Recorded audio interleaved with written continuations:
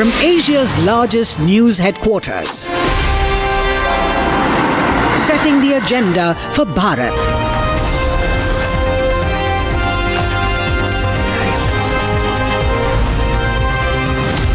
You're watching Republic.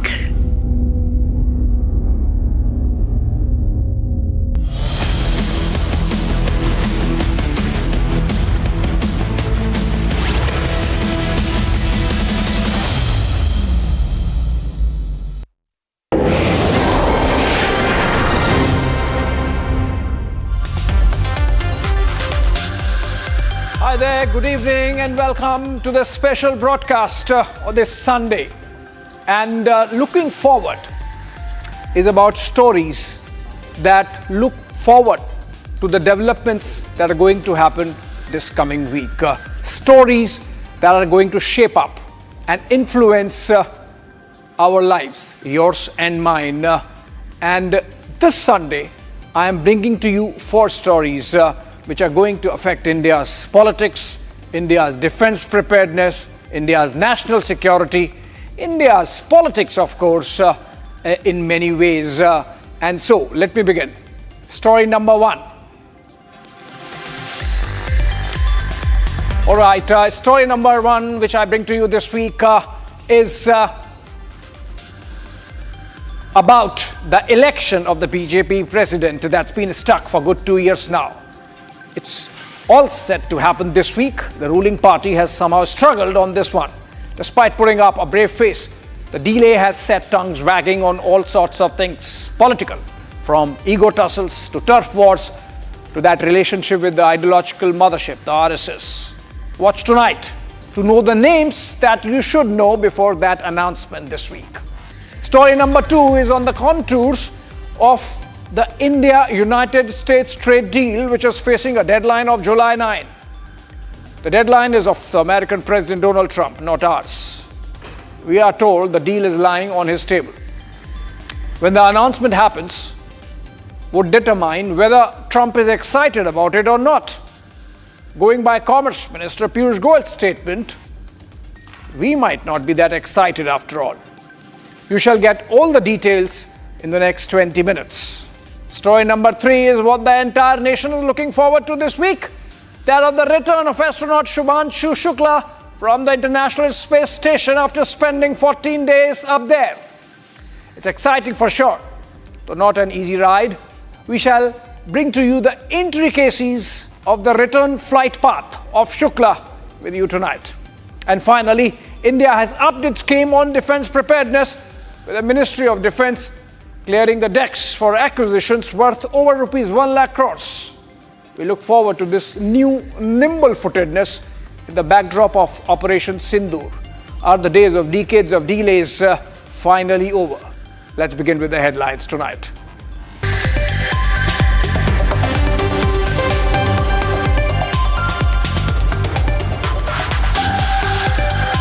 UK's F-35B fighter jet out to hangar. A team of 24 technical experts, including members from British Royal Air Force, arrive on board Airbus A400M Atlas in Kerala to inspect and repair the fighter jet. Jet to be dismantled and taken aboard the C-17 Globemaster.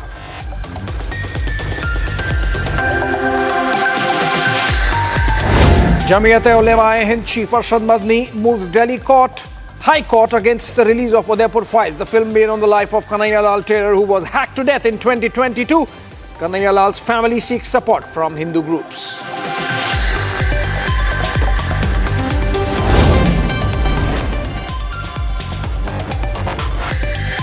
Swami Bhadracharya and Dhirendra Shastri participate in Sanatan Mahakumbh in Patna. Besides the chorus of Hindu nation, Baba Bageshwar announces Padayatra to unite the Hindu community.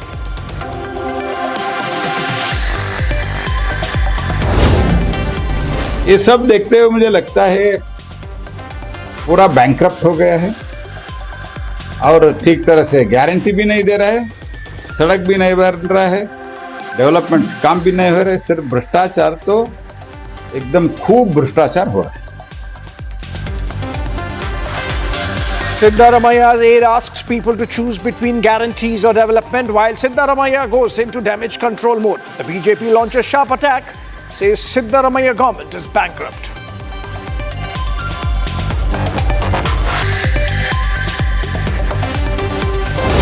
Prime Minister Modi in Rio de Janeiro to attend 17th BRICS Summit poses with world leaders for the BRICS family photo after receiving warm welcome by Brazil's President Lula da Silva.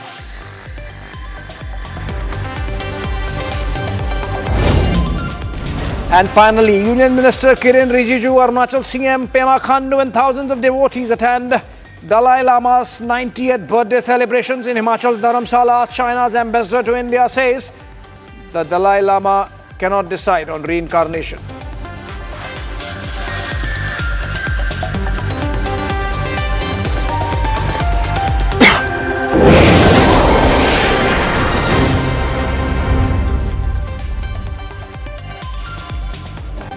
Welcome back, friends. To rephrase that Hollywood flick, The Curious Case of Benjamin Button, it has almost become the curious case of the election of the BJP president. Being the ruling party at the center and in 20 plus states in the country, everyone wants to know why the biggest political party in the world, which contests the smallest of elections like a war machine, has struggled for over 2 years to find the replacement or successor to incumbent Jagat Prakash Nadda. Is it procedural? Is it incidental? Or a reflection of internal jousting within the larger Sangh Parivar?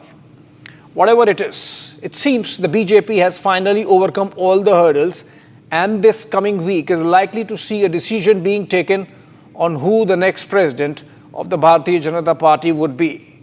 It's an important one, as the next president will lead the party through complex political events like the census, delimitation, many state elections, and of course, likely even the 2029 general election cycle.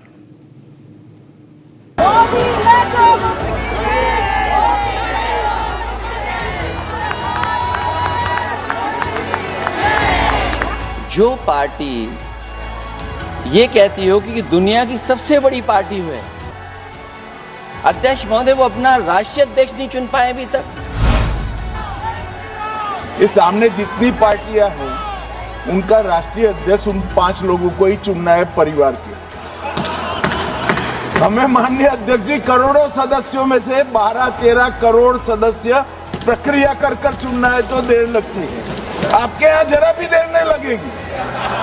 मैं कह देता हूं अभी 25 साल तक आप अध्यक्ष हो जाओ, नहीं बदल सकता। This jibe of Akhilesh Yadav and Union Home Minister Amit Shah's response to him in the parliament has come to typify the dilemma of the world's largest political party by membership size. Seen by its leader as a boon of the same size, now seems to be hampering the Bharatiya Janata Party's search for the next president. BJP is absolutely right, because you see, yesterday Lalu Prasad Yadav was announced the national president of his party RJD. तो जब से RJD बनी है तब से लालू जी ही उसके president हैं. If you remember what Amit Shah said to Akhilesh Yadav, कि जाओ मैं घोषणा करता हूं तुम अगले 25 साल तक आप ही रहोगे अपने पार्टी के प्रेसिडेंट. तो जो फैमिली वाली पार्टी है, जैसे आरजेडी हो गया, नेशनलिस्ट कांग्रेस हो गया, एनसी हो गया, समाजवादी पार्टी हो गई, इन सब में तो उसी परिवार, फॉर दैट मैटर कांग्रेस ने बहुत दिनों बाद ये चेंज किया है.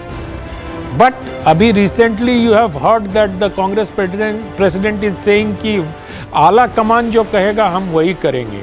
तो वी कैन असेस की पावर कहाँ लाई कर रहा है. तो इस मामले में देखें तो बीजेपी में अभी जितने भी चुनाव स्लैश चयन, ये मैं जानबूझ के कह रहा हूँ कि चुनाव स्लैश चयन जो बीजेपी के राष्ट्रीय राज्य के अध्यक्षों का हुआ है, वो कमोबेश उन पार्टियों से तो बेहतर ही है जो जहाँ की नॉमिनेशन की प्रथा है. और आप देखिए अभी कांग्रेस ने इलेक्शन करने का जरूर दावा करती है, पर कांग्रेस में शशि थरूर का क्या हाल हुआ. He went against the wishes of the high command. तो वो चुनाव भी हारे और अब पार्टी से कहीं ना कहीं वो दूर भी जा रहे हैं. जो बात कही जाती है कि party with a difference, the delay in electing the president, you see Nadda, JP Nadda term extended till June, उसके बाद भी 1 महीना हो गया. तो मतलब देयर इज समथिंग, कुछ ना कुछ कहीं ना कहीं तो है. Do you think a party which is facing numerous allegations of rigging all the national elections will hold its internal elections truthfully? We have seen how Naddaji was nominated. We have seen how state chief ministers are nominated. No one has any say other than Modi ji. I would not like to discuss about the election processes in the regional parties, but I can surely tell you that Congress has a very strong and robust mechanism to elect its block presidents, district presidents, state president, and ultimately the national president. You have seen that how Shashi Tharoor contested against Mallikarjun Kharge ji for the post of president, and Tharoor got 11.2%. 11.2% of the votes polled in Congress party's organizational elections. Can you imagine this in BJP? It's impossible. BJP has no free and fair election in what internal elections? Because a wrong message has gone in the entire country that this rift between BJP and RSS, because of which they are taking so much time in deciding the name of the president. If they would have done it in a time-bound manner, it would have been in their interest. BJP is a cadre-based party. It's not like a dynasty, either like Congress or DMK, TMC, Uddhav Thackeray type of. No. BJP is a structured party. Yes, there are some difficulties within the party. I could realize that. Operation Sindoor and the Ahmedabad air crash delayed the process. Otherwise, we would have had a new president of the BJP. While the dynasty issue seems settled, the BJP at last count boasted of 18 crore members. For perspective, the Chinese Communist Party recently announced that it had crossed the 10 crore membership mark. The BJP constitution mandates a 3-year term for its presidents both at national and the state level. Decided through elections, the national president can only be elected after at least half of the 37 state units have picked their chiefs. Incumbent JP Nadda, Patna-born party leader from Himachal Pradesh, became the president in 2020 and completed his term towards the end of 2023. But that being too close to the 2024 general elections, his term was extended. Key state elections, including in Haryana and Maharashtra, immediately after the June results last year, forced another round of deferment of the organizational change. And then, coming out of the Delhi election victory, ball was set rolling to pick the threads again. But before the mandated half the number of 37 state units could choose their presidents, Pahalgam terror attack panned out on April 22nd. Bhelpuri खा रही थी, मेरा पति side में था, एक इंसान आया, उसने उसको गोली मार दी। यहाँ पे उसने बोला कि ये शायद मुस्लिम नहीं है, उसने उसको गोली मार दी। And then, India's response, Operation Sindoor.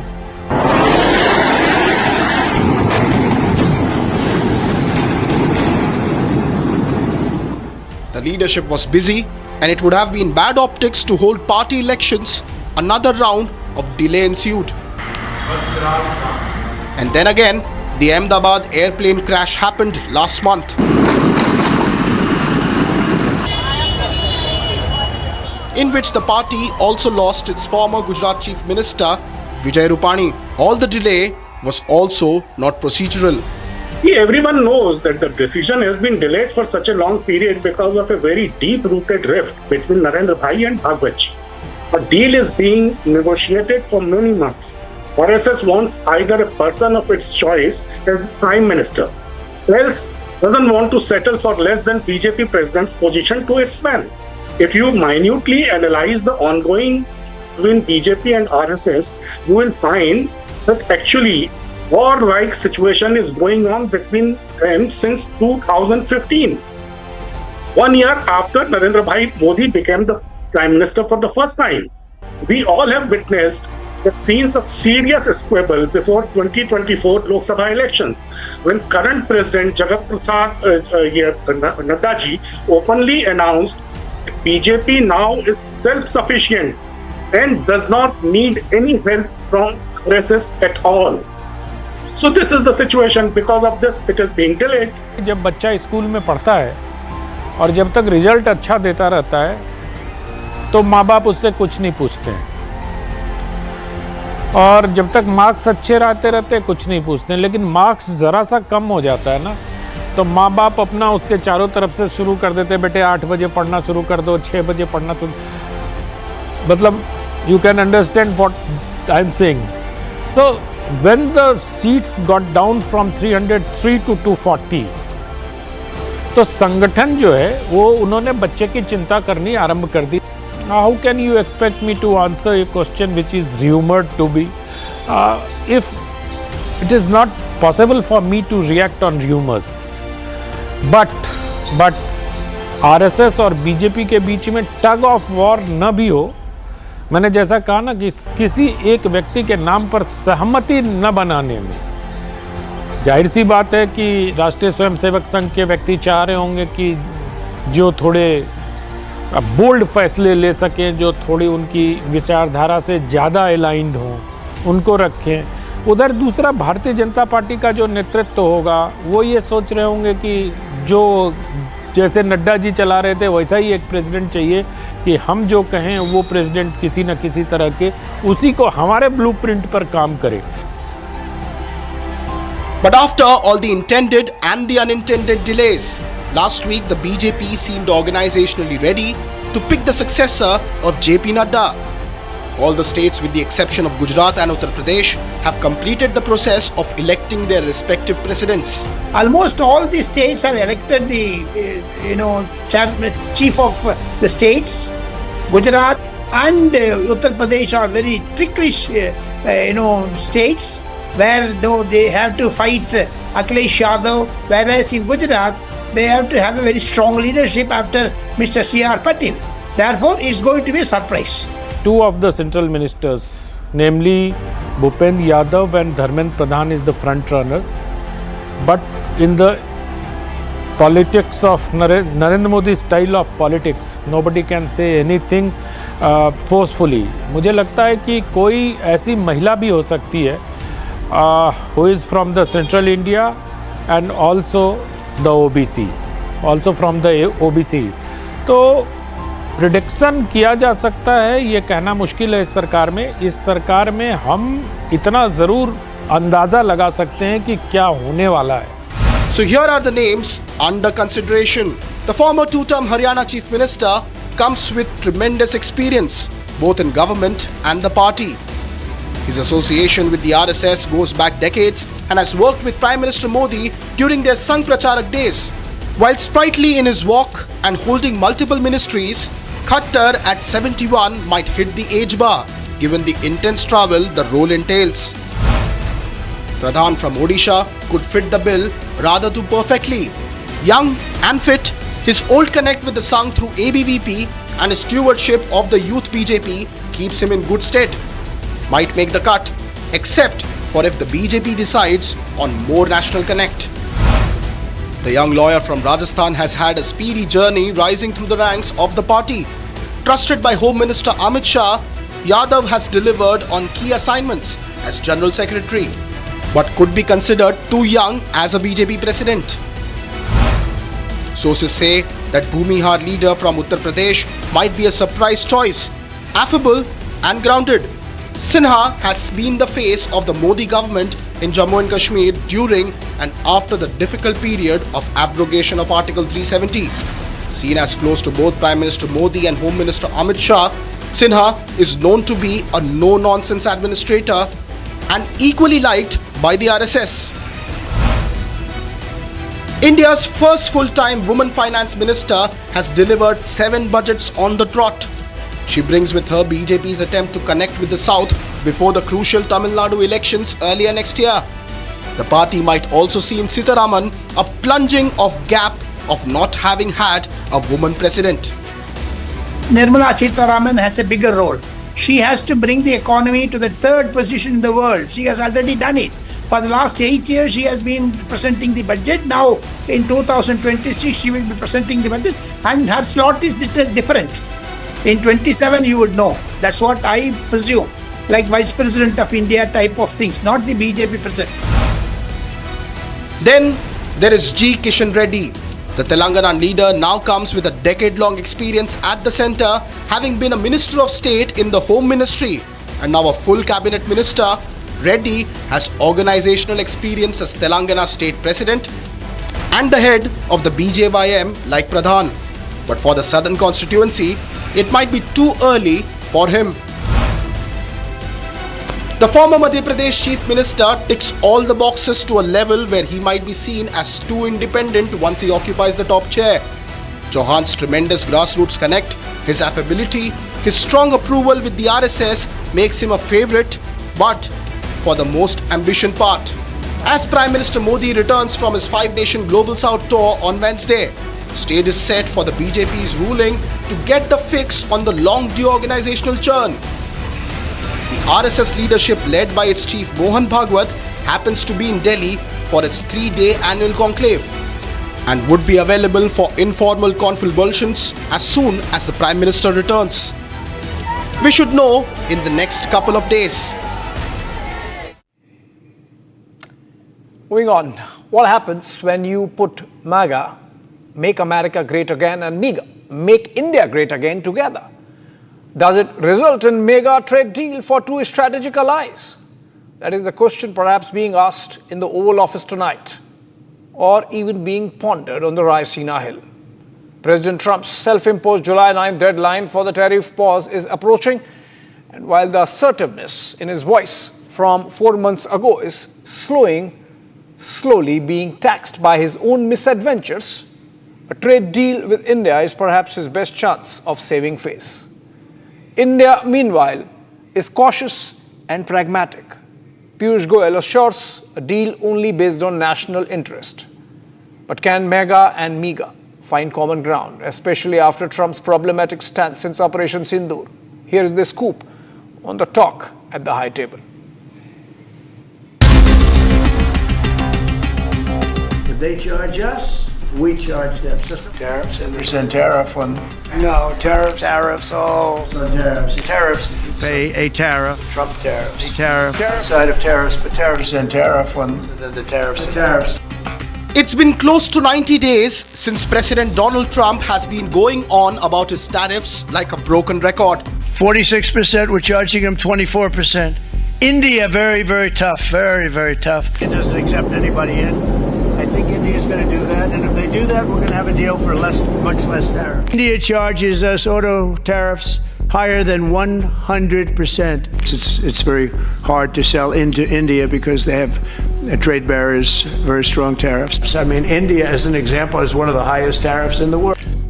India is one of the highest tariffing nations in the world. You know that, I know. And whatever they tariff us, other countries, we will tariff them. That's reciprocal. And Trump has hedged his entire political capital on bets for a positive trade deal with India, even risking the relationship in the process.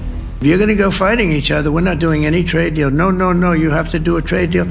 An immediate ceasefire, I think a permanent one, between India and Pakistan. I ended that with a series of phone calls on trade. I said, look, and I talked about trade, and I said, we're not doing trade if you guys are going to be throwing bombs at each other. And they both, now we're going to make a trade deal with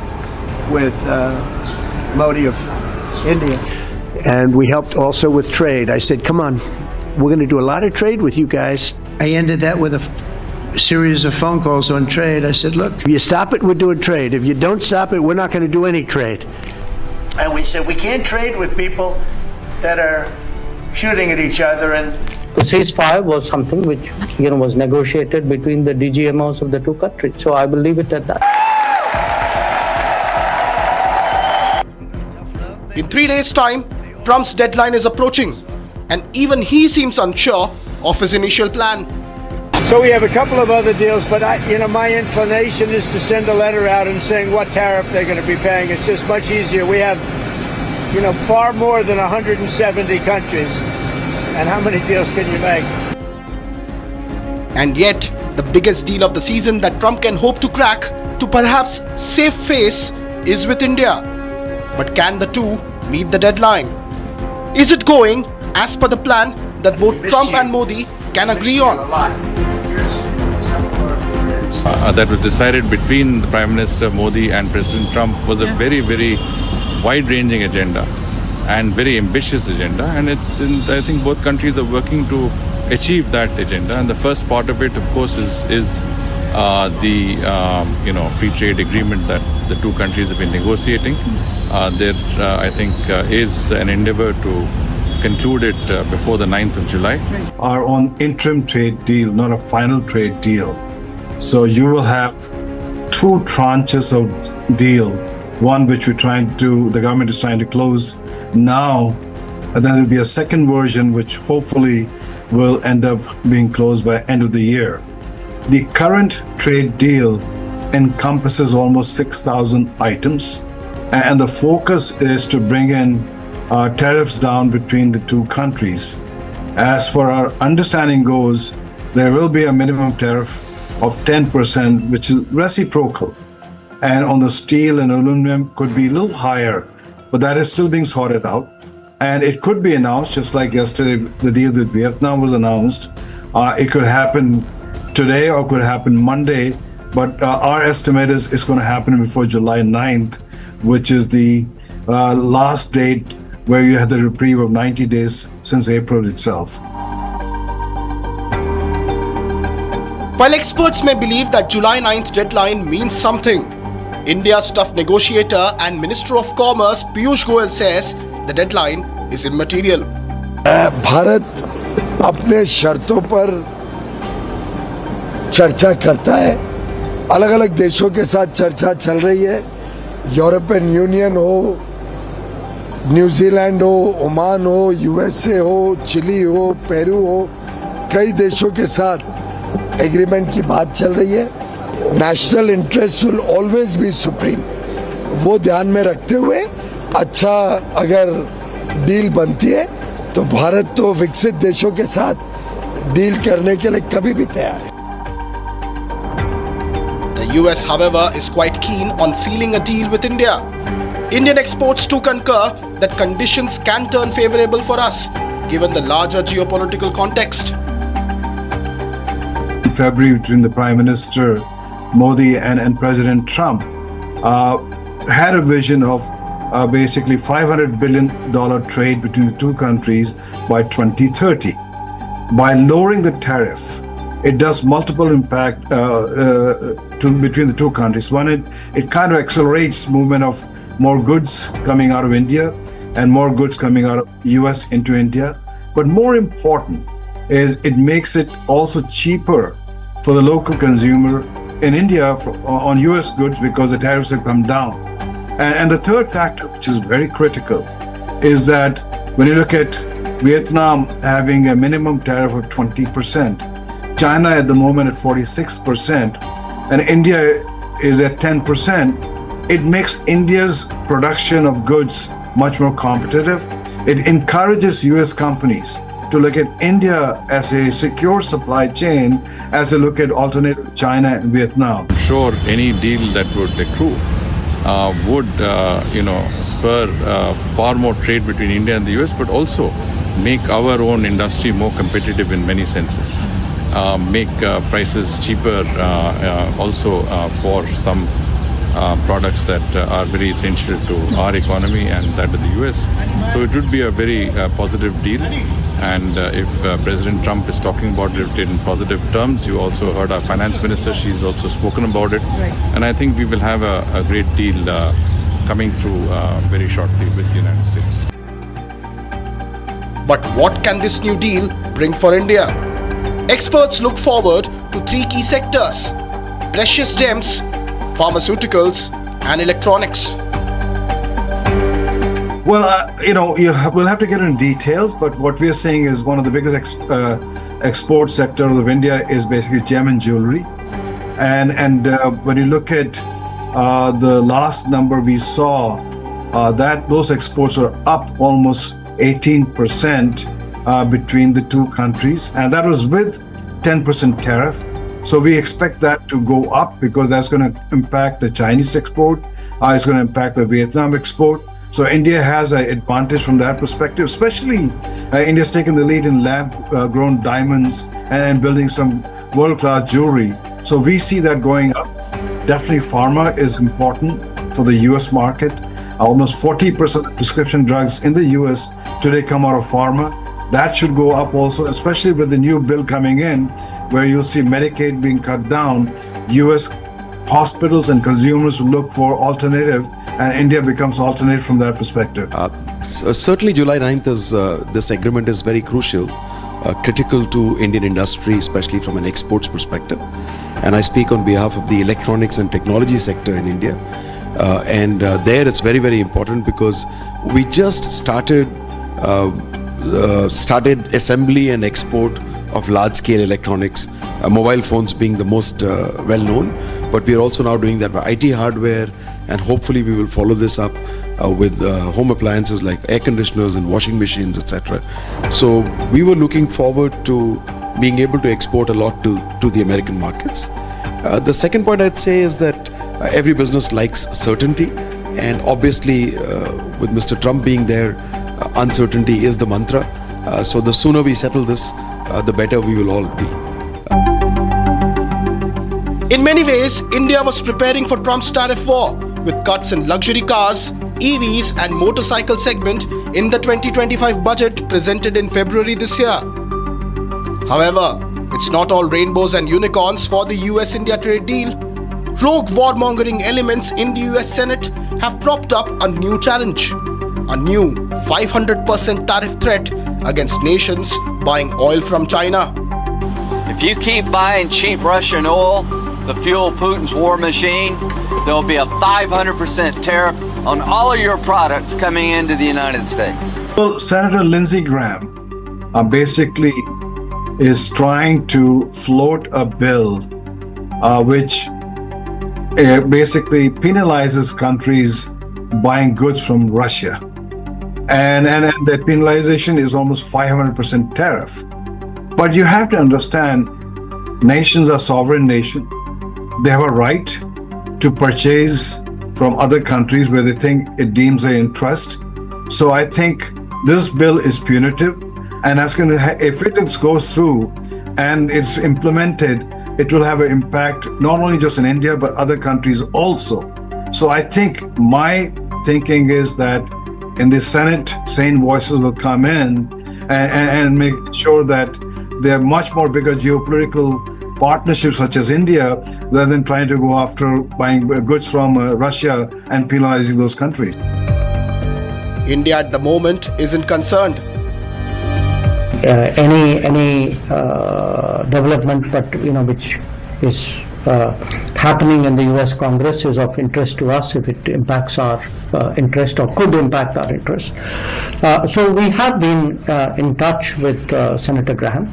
So we'll then have to cross that bridge when we come to it, if we come to it. But a bigger concern than Senator Graham himself is his super boss and the most eligible Nobel recipient according to Pakistan, President Donald Trump. This is a tremendous breakthrough. In a few short months, we've now achieved peace between India and Pakistan, Israel and Iran, and the DRC and Rwanda, and a couple of others also. Questions are being asked on whether President Trump has soured a once very cordial relationship, which many believe is on a downhill trajectory. Well, I've been hearing a lot of noise that the relationship is soured or it's not going well. I don't think that's the case. You have to understand, Trump has a style of dealing which is very different than the Biden and Obama's and others president did. He has a very personal style. You look at the partnership with Australia, the AUKUS deal, he basically pulled that out.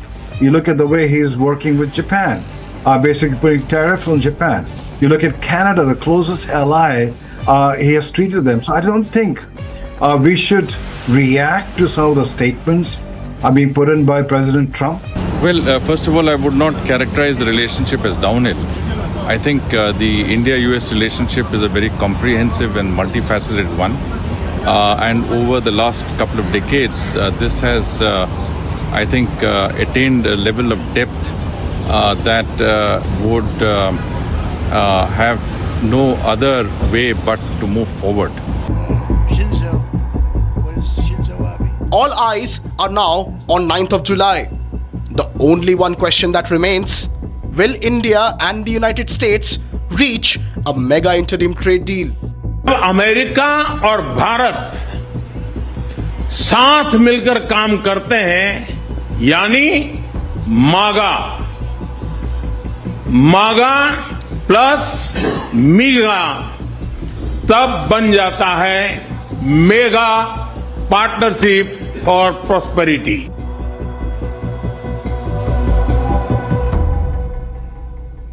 All right, you have some idea about the art of the deal now. Moving on, just 11 days ago, India saw its dream come true after 41 years of wait, when India's second astronaut, first on board the ISS, Group Captain Shubhanshu Shukla, finally made his ascent to low Earth orbit on the Axiom 4 mission from NASA's Kennedy Space Center. 3 days from now, he's going to be back. He went up as an explorer for humanity and comes back a conqueror of 1.4 billion hearts.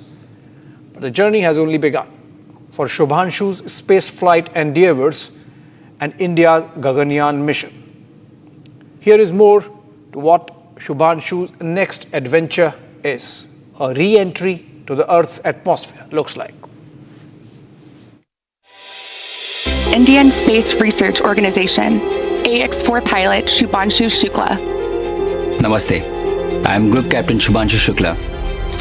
A fighter pilot for 15 years, he was selected as one of 4 Indian astronauts in 2020. 5, 4, 3, 2, 1. Ignition and liftoff.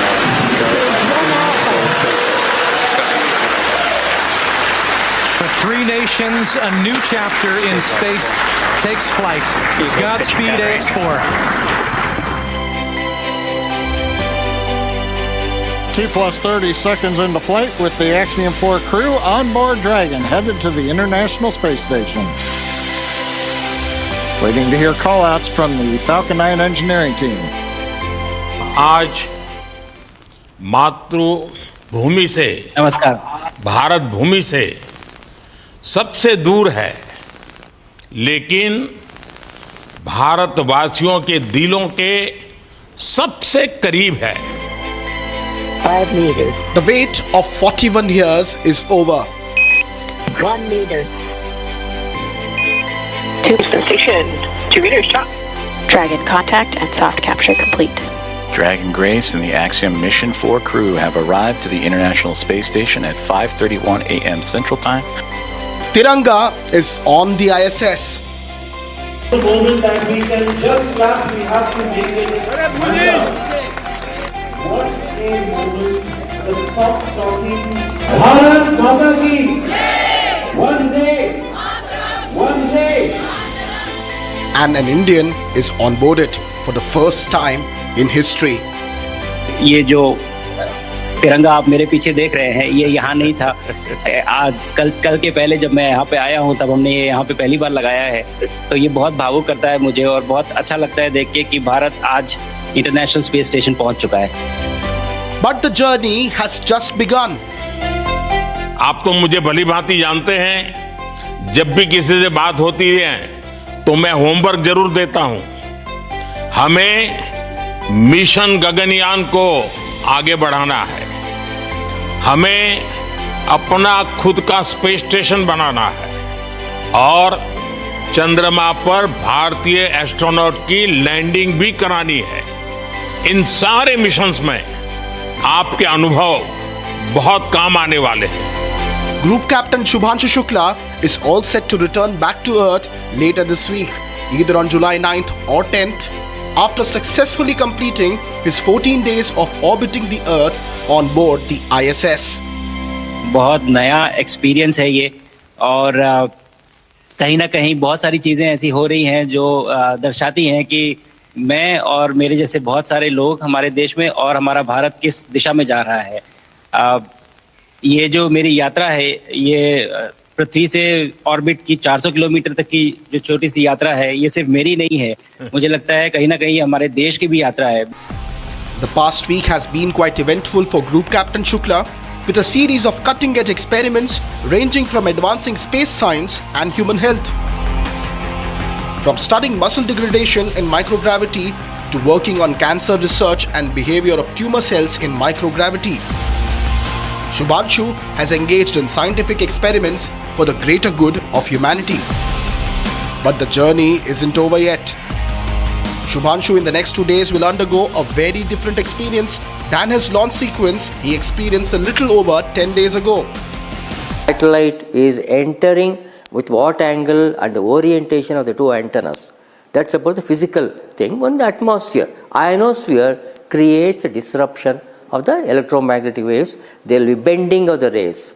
So you may miss. These are the two important things that will affect regarding communication.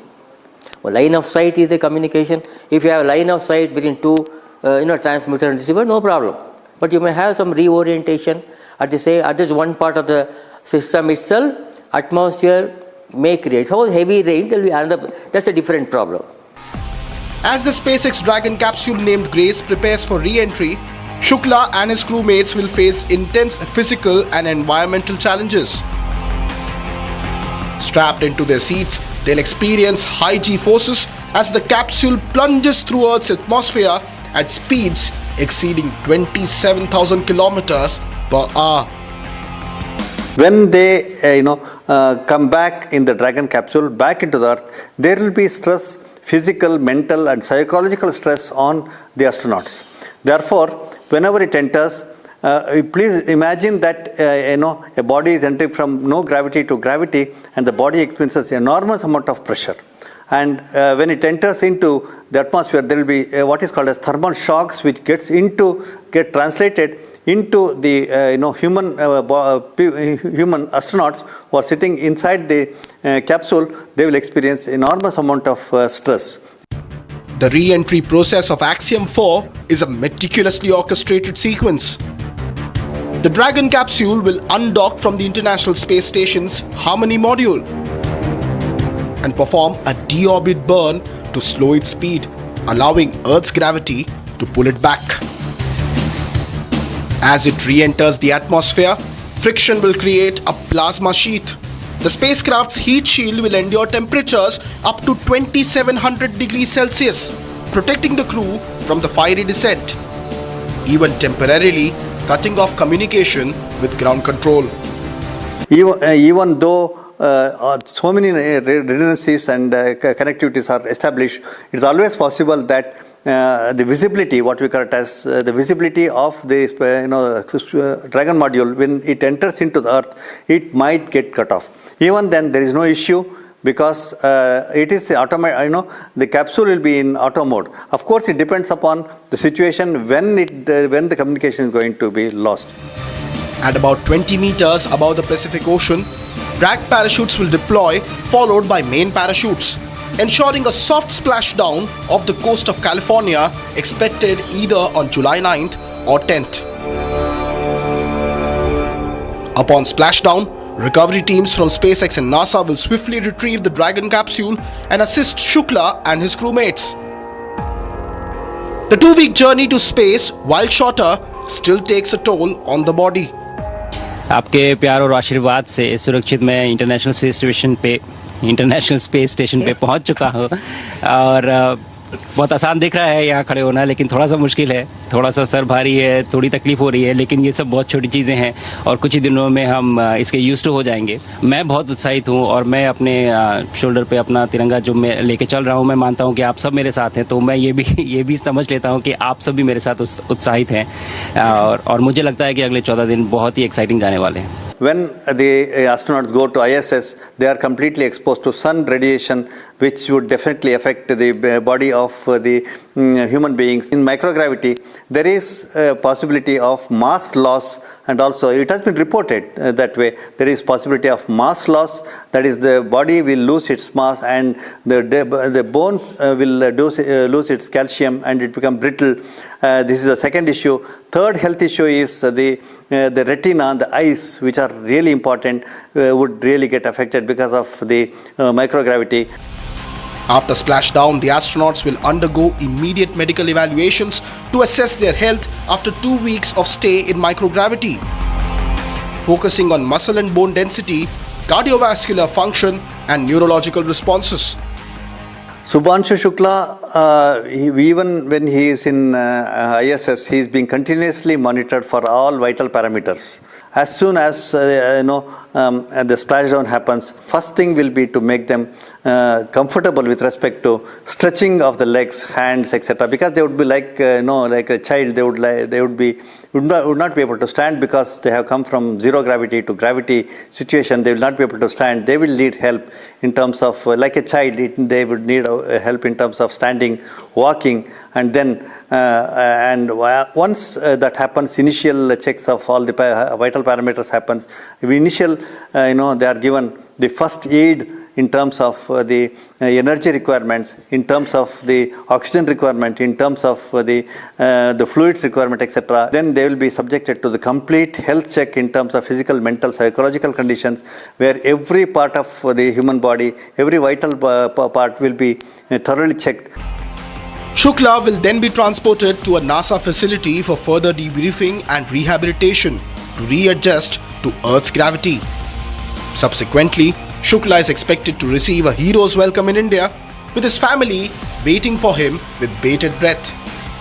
We want his safe return back to Earth, and my only message to him would be that he should keep his head on his shoulders and his feet firmly on the ground, and that will stand him in very good stead. Shubhanshu's insights will provide a key roadmap to ISRO's scientists to refine India's Gaganyan protocols. Entire cycle of sending an astronaut and back is a thorough experience and a necessity for our Gaganyan project, which is impending in 2026 and 2027. In addition to this, Shubhanshu Shukla is also carrying out 7 experiments in the space. Those are those experiments which are really important for us. Another experiment is also the cancer-related experiment which he is performing there in the space, which are directly impactable for the human beings on the Earth. We can see the mass loss and the bone loss, bone density loss is not uncommon in the Earth also. ये पूरा mission की training लेने के दौरान और experience करने के दौरान जो मुझे लेसन्स मिले हैं, जो मुझे सीख मिली है, वो सब एक स्पॉन्ज की तरह मैं एब्जॉर्ब कर रहा हूँ और मुझे यकीन है कि ये सारी चीज़ें बहुत वैल्यूएबल प्रूव होंगी, बहुत इम्पॉर्टेंट होंगी हमारे लिए जब मैं वापस आऊँगा और हम इन्हें इफेक्टिवली अपने मिशंस में इनके लेसन्स अप्लाई कर सकेंगे और जल्दी से जल्दी उन्हें पूरा कर सकेंगे। बिकॉज मेरे साथी जो मेरे साथ आए थे, कहीं ना कहीं उन्होंने भी मुझसे पूछा कि हम कब गगनयान पे जा सकते हैं, जो सुन के मुझे बहुत अच्छा लगा और मैंने बोला कि जल्दी ही। तो मुझे लगता है कि ये सपना बहुत जल्दी पूरा होगा और मेरी जो सीख मुझे यहाँ मिल रही है वो मैं वापस आके उसको अपने मिशन में पूरी तरह से 100% अप्लाई करके और उनको जल्दी से जल्दी पूरा करने की कोशिश करेंगे। Shubhanshu's journey is not just going to be a watershed moment for India's human spaceflight endeavors, but is also going to be a watershed moment for aspirations of 1 billion Indians. No, I think as you rightly mentioned, it's a huge, it's a quantum leap. And of course, after 40 years, an Indian astronaut has gone up, but there's a huge difference between the expedition that happened in 1984, where Rakesh Sharma went. Of course, Rakesh Sharma is still around. He's been very cooperative in all our missions, even in Bengaluru. He's been working with our team ISRO. But the difference then and now is that at that time our space program was just in infancy. There was not much to offer and not much was expected of India, nor did we look for too much. But today, India is an equal partner. It is not only collaborating in the scientific experiments, but rather playing a leading role.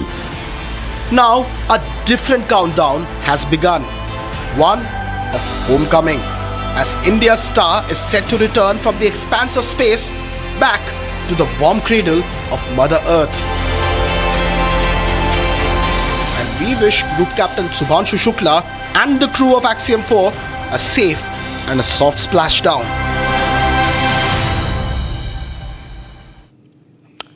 All the best to Shubhanshu Shukla. Moving on to the last one. In the wake of Operation Sindoor, India's largest and most complex military exercise in recent memory, the nation's defense apparatus finds itself at a critical juncture. It was a loud and clear wake-up call and New Delhi is responding.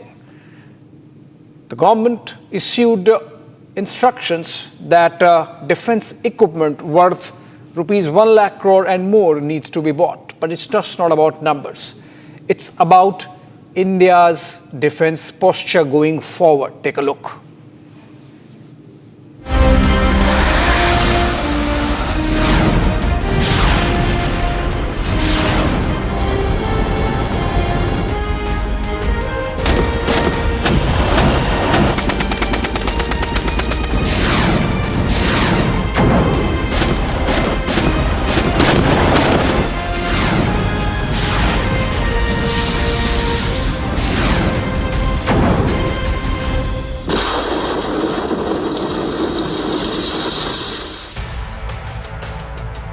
Operation Sindoor brought Indian defense preparedness in focus.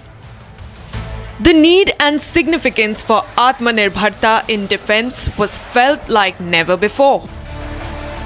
युद्ध के मैदान पर हमने हर बार पाकिस्तान को धूल चटाई है और इस बार ऑपरेशन सिंदूर ने नया आयाम जोड़ा है। हमने रेगिस्तानों और पहाड़ों में अपनी क्षमता का शानदार प्रदर्शन किया और साथ ही न्यू एज वॉरफेयर में भी अपनी श्रेष्ठता सिद्ध की। इस ऑपरेशन के दौरान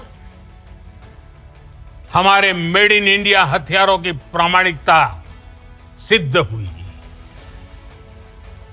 आज दुनिया देख रही है 21वीं सदी के वॉरफेयर में made in India defence equipments, इसका समय आ चुका है। In its first meeting post-Operation Sindoor, the Defence Acquisition Council has cleared 10 proposals worth rupees 1.5 lakh crores, all of it marked for indigenous procurements. It's the first step and a big one for buying military equipments. After culling lessons from operational gaps during Operation Sindoor performance, both of the weapon systems and the men behind them. I would take your attention to remarks made by the Defence Secretary recently saying that the acquisition procedure has to be brought down from 6 years to 2 years. So that is the reason why our capability gaps do not get addressed in time. So I think in your Operation Sindoor, this aspect has been exposed because in case our capability gaps were addressed at the right time and possibly the budget allocation was available, I'm sure that when a war with Pakistan has to take place, we would be better prepared. While India's defence budget has grown nearly threefold from 2.53 lakh crore rupees to 6.81 lakh crore rupees in the last decade, and 65% of its defence equipment being manufactured domestically, the challenges are multi-frontal. Defence experts believe that even when the current allocation might be short of what's needed, it's extremely important here to understand that our defence expenditure, which is only 1.9% of the GDP, and if you remove the pension element, it will become almost 1.4 or 1.5% of the GDP. It's not enough. Pakistan has increased its budget by 20%. China has increased its budget by 17%. You see, these kind of advocisms cannot work if you have to maintain an army to fight a war against 4 enemies now. And my last point is, a private sector has to be brought into a bigger role. You have only earmarked 25% of your capital acquisition to the private sector. It is only around 27,000 crores. Increase this budget from 25% to 50% for the private sector. I think if you do these measures, it is going to be a great push and a boost to our defense capability. The Defence Acquisition Council's approval for the procurement is not an immediate change. It will take nearly half a decade to, at best, for these equipments to be inducted and be fully operationalized. Approval of necessity accorded by the Ministry of Defence for procurement of mine countermeasure vessels and associated accessories like mines and submersible as well as surface autonomous vessels is a long overdue demand for mine countermeasure requirements of the Indian Navy.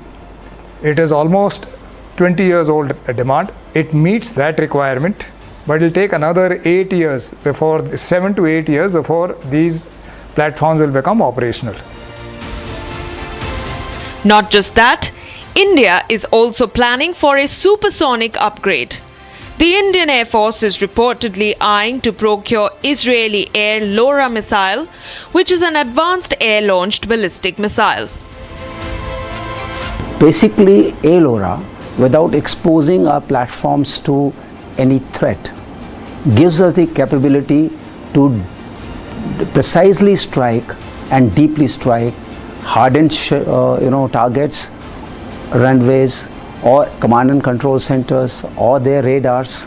We already have an integrated air defense system which is multi-layered with multi-weapon systems. So if we dominate the electronic spectrum, we can really dominate the air warfare as it goes. Taken together, it becomes clear that the keepers of nation's defense are looking ahead, with Make in India the driving force behind India's new defense policy. The Ministry of Defense has earmarked 75% of its modernization budget, amounting to 1,11,544 crore rupees for procurement through domestic industries during the current financial year.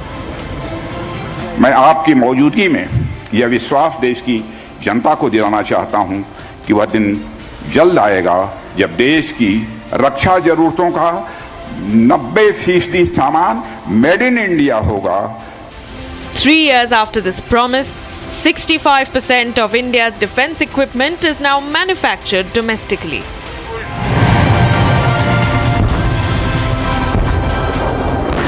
ये नए भारत का आह्वान.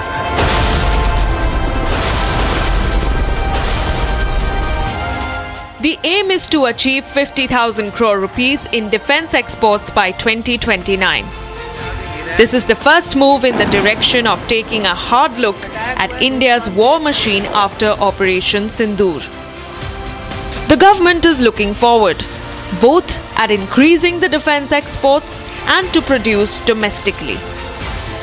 With gaps plugged and more being looked at, post-Operation Sindoor India being nimble-footed on its defense preparedness.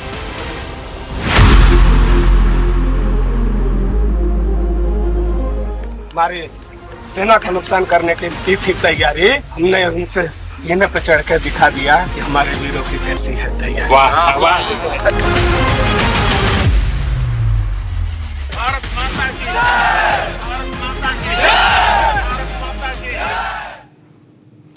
All right, this is all we could pack in this Sunday edition of Looking Forward. You can actually look forward to whatever we brought to you. All these stories are going to happen this coming week. A short break. On the other side, news is back. And of course, tomorrow, 8 p.m. Super Prime Time. Max, be there with Arnab Goswami.